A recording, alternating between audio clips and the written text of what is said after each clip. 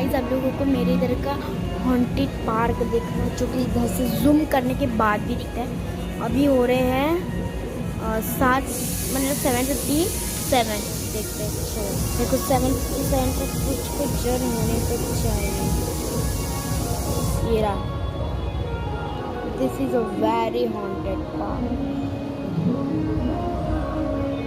See this.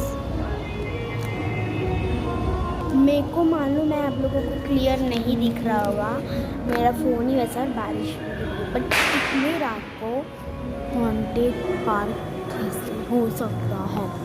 और सामने की हॉन्टेड बिल्डिंग भी देखती हूँ। तो सामने की हॉन्टेड बिल्डिंग देखो देखो, अभी साफ साफ दिखा देती पास में। ये देखो, ये 2 बिल्डिंग के मतलब जो उसका टॉप फ्लोर है ना, उधर पर किसकी तो आवाज़ आती है। चलो कोई तो देखो। Bye guys.